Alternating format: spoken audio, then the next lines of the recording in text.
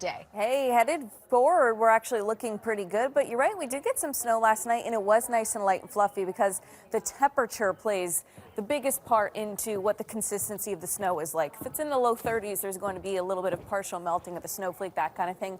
Last night we were in the 20s, which is why the snow was so light and fluffy. Most of us picked up somewhere between about an inch and a half to 2.5 inches of snowfall. Falmouth got 2 inches, same with Mansfield, Haverhill. Hopkinton got around 2 inches and Boston got around an inch and a half.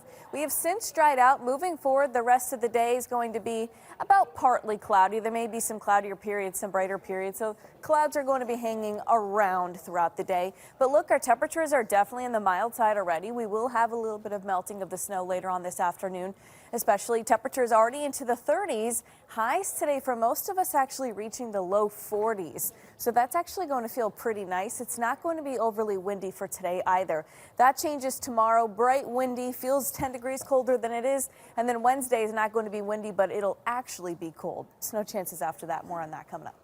We're following breaking. Sky conditions are going to jump around quite a bit as the day goes on. There may be some cloudier periods and some brighter periods, but let's talk about the snow. Most of us picked up somewhere in the range of about an inch and a half to 2.5 inches of snowfall, just enough to look pretty and kind of coat things again, but not enough to cause major disruptions, which was fantastic. And it was pretty easy to clean up off your car. Lunenburg 2.5, Swansea 2 inches, Andover 2 inches, Randolph 2 inches, Natick 1.9 inches, Harwich got 1.8 inches, and same with Beacon Hill. So not a ton. Going forward for the rest of the day, it's actually going to be milder. So if there's any lingering snow on the ground, that should be actually melting. I mean, temperatures are going to be reaching the low 40s later on this afternoon, around 2, 3 o'clock, 43 degrees-ish, and then 4 o'clock, 41.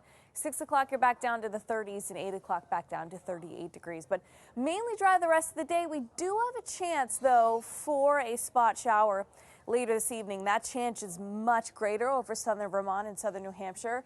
For us here in Massachusetts, primarily northern Massachusetts later this evening. But overnight lows tonight are going to bottom out in the low to the mid 30s. And then tomorrow we're going to be relatively mild again, upper 30s, low 40s, at least compared to what's average for this time of year. But it's going to be windy all day long tomorrow. Even sustained winds are going to be around 5 to 15 miles an hour with gusts 25 to 30 miles an hour. So that 38 to 43 is probably going to feel closer to 28 to 33 degrees in the afternoon. So it's going to be feeling like it's close to 30 in the afternoon rather than close to 40 degrees. Speaking of tomorrow, at 7 o'clock, temperature goes way down.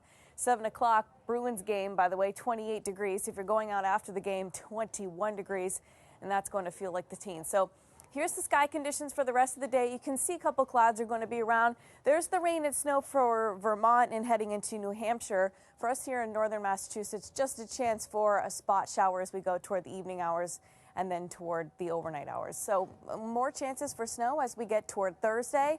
Snow and then a mix and then rain and then another chance for snow as we head into next weekend with a mix ahead for Sunday. So a busy week ahead. 43 for today, 44 tomorrow, 31 on Wednesday, mix in snow and rain on Thursday, 42, Friday 38, quieter Saturday morning, and then the next round of snow rolls in second half of Saturday, and then Sunday temperatures go from below to above freezing, so you're going to see some mixed precipitation there.